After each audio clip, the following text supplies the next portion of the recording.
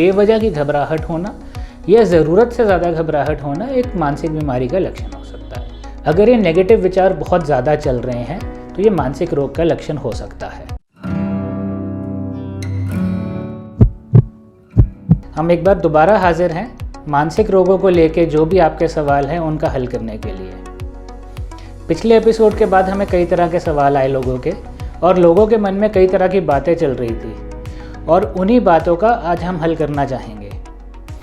अक्सर सबसे कॉमन सवाल लोगों का ये रहता है कि हम मानसिक रोगों को कैसे पहचानें, कि मानसिक रोगों के क्या मेन लक्षण हो सकते हैं। तो आइए आज हम इन्हीं चीज़ों के बारे में बात करेंगे।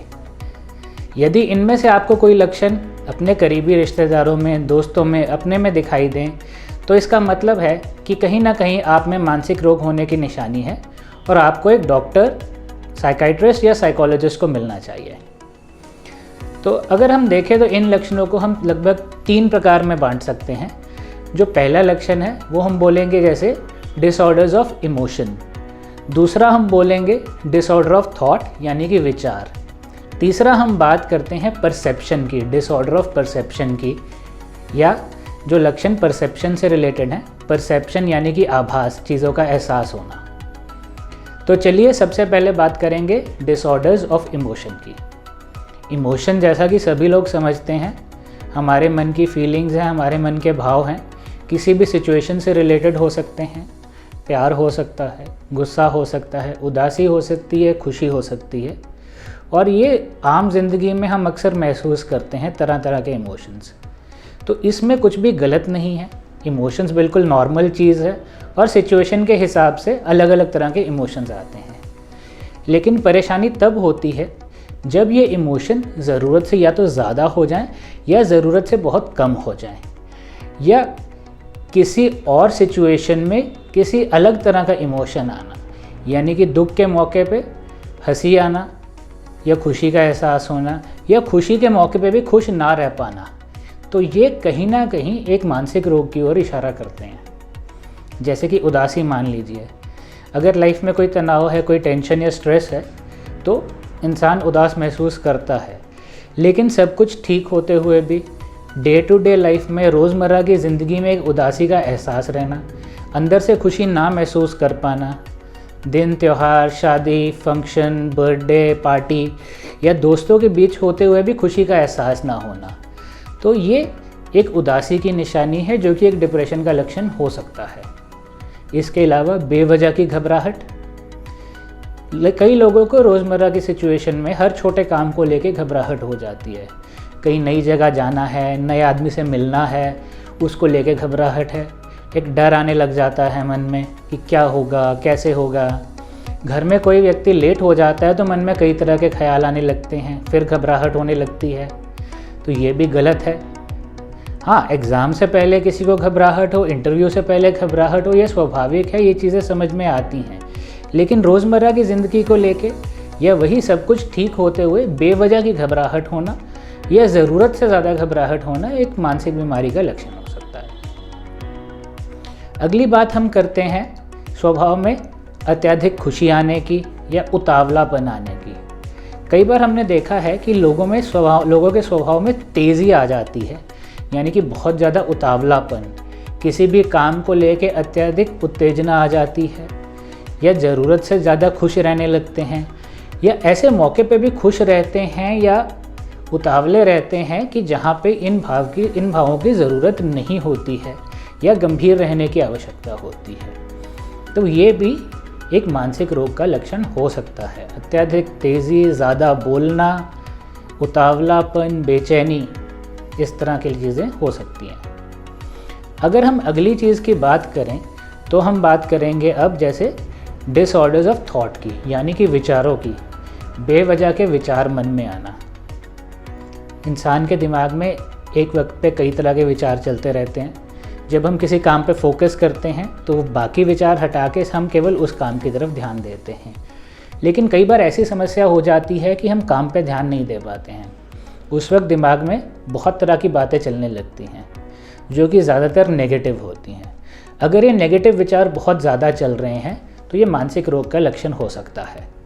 हर चीज़ को लेके बुरे ख्याल आना, हर चीज़ को लेके नेगेटिव सोचना, कोई अच्छा कर रहा है तो भी सोचना कि कहीं इसके पीछे उसका कोई और मकसद तो नहीं है, कहीं वो मुझे नुकसान तो नहीं पहुंचाना चाहता है। बेवजह का शक करना, बेवजह का डर महसूस करना, नॉर्मल सिचुएशन में भी डरे हुए रहना या घबराए हुए रहना, और दिमाग में कई तरह के उल्टे विचार आ जाना। ये विचार डेथ को लेके, मौत को लेके भी हो सकते हैं, और भी कई तरह के नेगेटिव विचार हो सकते हैं, जिसमें कि खुद का नुकसान हो जाना, कि कोई आपके पीछे है, कोई आपको तंग कर रहा है, कोई बेवजह आपको हानि पहुंचाना चाहता है या आपके परिवार को नुकसान पहुंचाना चाहता है, या कहीं कुछ गलत ना हो जाए, कहीं कुछ बुरा ना हो जाए, इस तरह के विचार।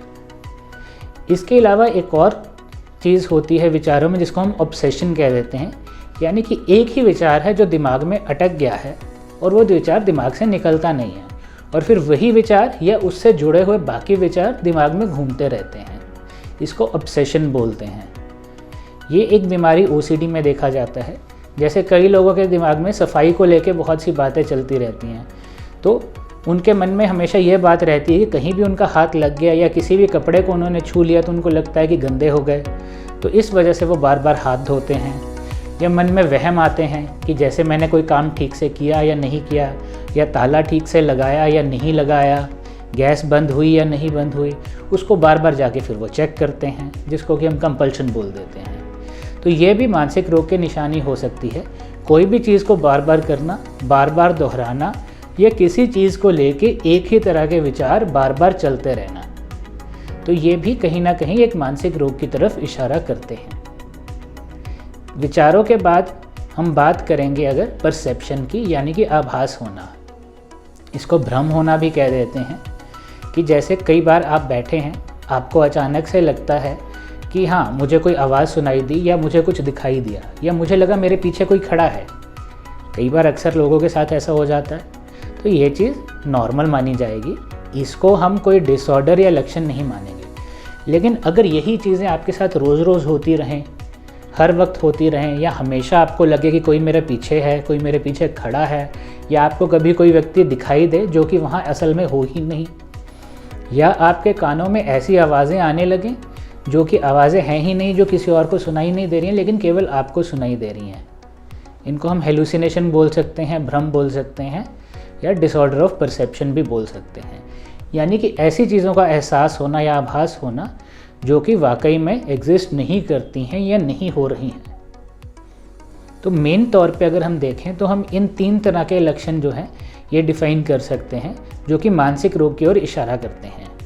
इसके अलावा रोज़मर्रा की रूटीन में और ज़िंदगी में अगर दिक्कत आने लग जाए, तकलीफ़ आने लग जाए, तो वो भी कई बार मानसिक रोग के लक्षण हो सकते हैं।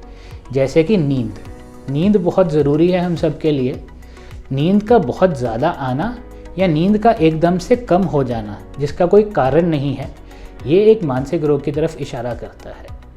इसी तरह भूख या वज़न में बदलाव होना, बहुत ज़्यादा भूख लगना या खाने को मन ही ना करना, या बेवजह और किसी बीमारी ना होने के बावजूद भी वज़न का बढ़ना या वज़न का कम हो जाना, ये कहीं ना कहीं एक मानसिक रोग की तरफ इशारा करेंगे।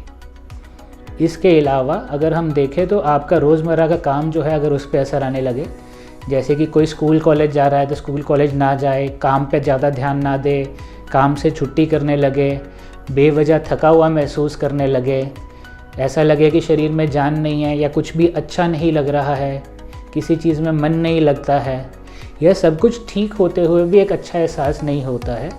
तो ये सभी चीज़ें भी ऐसी हैं जो कि आपको कहीं ना कहीं एक इशारा करती हैं कि आपके अंदर मानसिक रोगों के लक्षण आ रहे हैं और आपको एक डॉक्टर को दिखाने की ज़रूरत है। चलिए, अभी हमने बात की है इन लक्षणों की, इसके बाद में हम बात करेंगे कि हम क्या कर सकते हैं। यदि हमें पता लगता है कि हमारे किसी संबंधी, हमारे किसी दोस्त या परिवार में किसी व्यक्ति को ऐसी प्रॉब्लम है जो कि मानसिक रोग की ओर इशारा करती है, तो हमें क्या करना चाहिए। हमें पहली बात तो ये समझनी होगी कि मानसिक रोग कोई लाइलाज बीमारी नहीं है, यह पागलपन नहीं है। जो लोगों के मन में धारणाएं बैठी हुई हैं कि इन बीमारियों का कोई इलाज नहीं है, तो ऐसी धारणाओं को मन से निकाल देने की ज़रूरत है। कोई भी रोगी जो है, जो मानसिक रोग से ग्रस्त है या तनावग्रस्त है, उसको परिवार के सहयोग की ज़रूरत है। तो सबसे ज़रूरी ये रहता है कि हम उस व्यक्ति का साथ दें, उसका उत्साह बढ़ाएं।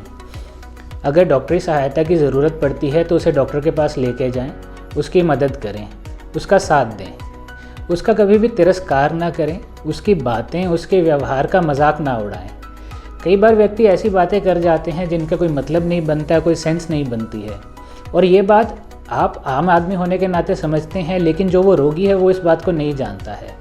तो ऐसी बातों का मजाक नहीं उड़ाना चाहिए, उनको गलत नाम से नहीं बुलाना चाहिए, उनके साथ भद्दा व्यवहार नहीं करना चाहिए, बल्कि उनको हमारी सपोर्ट की ज़रूरत है। ऐसे केस में उनको डॉक्टर के पास लेके जाएं, डॉक्टर की सलाह का पालन करें, उनके लिए एक रूटीन बनाएं, एक टाइम टेबल बनाएं, ताकि वो अपनी एक रूटीन को फॉलो कर सकें, जिसमें कि समय पे सोना, समय पे खाना पीना, अच्छा पौष्टिक आहार हो, थोड़ी एक्सरसाइज, योगा या मेडिटेशन हो। तो अगर आप इतना सहयोग करते हैं तो व्यक्ति बहुत जल्दी अच्छा हो सकता है। इसके अलावा यदि खुद में कभी लगे कि तनाव के लक्षण लग रहे हैं तो उसके लिए बहुत ज़रूरी है कि अपने आप को उस माहौल से हटा लें, कुछ समय के लिए ब्रेक ले लें, बेवजह का ना सोचें, या जो मन में नेगेटिव विचार आ रहे हैं उनको एक कॉपी या डायरी में लिखना शुरू करें और उनको खुद से एनालाइज करना शुरू करें कि क्या चीज़ें वाकई इतनी बुरी या इतनी ख़राब हैं जितना मैं सोच रहा हूँ, या जो मेरे मन में फीलिंग्स या नेगेटिव थॉट्स आ रहे हैं क्या चीज़ें वाकई इतनी बुरी हैं। तो ये एनालिसिस हमें खुद को ये एहसास दिलाने में मदद करता है कि चीज़ें उतनी ख़राब नहीं है जितना मैं सोच रहा हूँ, या जो मेरे मन में विचार आ रहे हैं वो ज़रूरत से ज़्यादा नेगेटिव हैं और मैं इनका हल कर सकता हूँ। इसके बाद में थोड़ा योगा करें, मेडिटेशन या ब्रीदिंग एक्सरसाइज करें। फिज़िकल एक्टिविटी करना बहुत ज़रूरी है। दिन में लगभग आधा 20 मिनट से आधा घंटा का फिज़िकल एक्टिविटी होना चाहिए, जो किसी प्रकार का हो सकता है, जिसमें योगा हो सकता है, आपका जिम हो सकता है, रनिंग, वॉकिंग, गेम, स्पोर्ट्स, कुछ भी जो आपको अच्छा लगता है। इसके अलावा अपनी हॉबी या रुचि को मत छोड़ें। हर इंसान को कभी ना कभी कोई चीज़ बहुत अच्छी लगती है, कोई ना कोई शौक़ रहते हैं, कुछ अच्छा लगता है, पसंद आता है। तो ऐसी कोई ना कोई एक्टिविटी दिन में 15-20 मिनट से आधा घंटा ज़रूर करें, जिसमें कि डांस करना, गाने सुनना, ड्राइंग, पेंटिंग, कढ़ाई, बुनाई, सिलाई, बहुत तरह के शौक़ हो सकते हैं, घूमना फिरना और कई तरह की चीज़ें हो सकती हैं जो कि आपको अच्छी लगती हैं, जिनसे कि आपको खुशी मिलती है। ऐसी चीज़ों को अवश्य समय दें। अपनी प्रोफेशनल और पर्सनल लाइफ के साथ साथ अपना ध्यान भी रखना बहुत ज़रूरी है। तो मुझे लगता है कि ये जानकारी आपके लिए काफ़ी यूज़फुल साबित होगी। इस नॉलेज के साथ अगर हम आगे बढ़ें तो हम अपने परिवार वालों का ख्याल रख सकते हैं। हम आपके साथ जुड़े रहेंगे, बने रहेंगे और आपके सवालों का जवाब आगे भी देते रहेंगे। अधिक जानकारी के लिए हमारे साथ बने रहें।